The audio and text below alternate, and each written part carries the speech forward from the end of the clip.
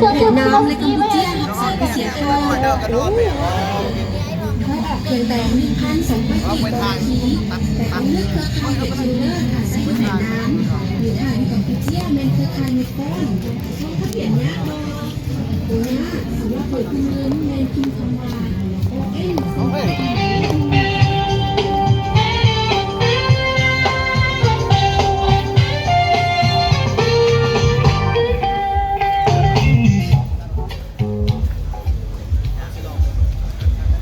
เดินจะป่าอยู่เสร็จ นี่ไหนจะป่า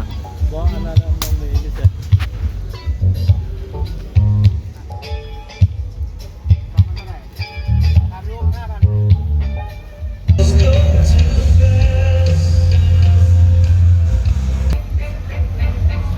โดน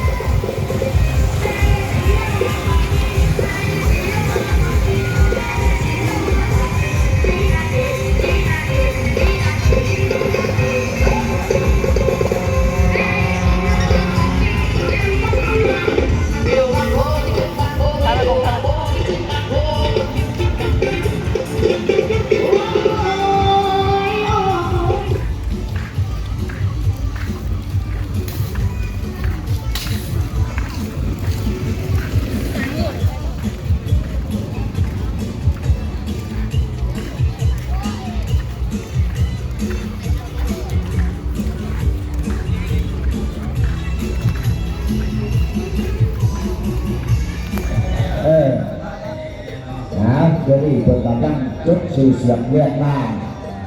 บรรดาเศร้าผู้ทั้งหลายของเฮามาวัดมาจัดมาถึงแล้วก็อุ้ยว่าท่านผู้ขายก็จุดสื่อจุดเสียงเนาะ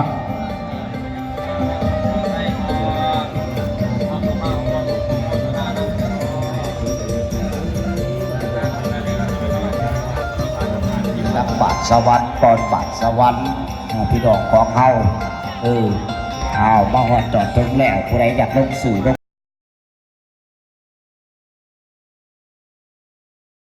สวรรค์นาเขตเป็นกระบ้าต่อยอด20,000 กีบสาธุดื้อใจโทษนาหนอกมีปัจจัย20,000 กีบสะดื้ออ้อยซอยตอนลงบาทควายอาจนาดขึ้นเมื่อฝ่าย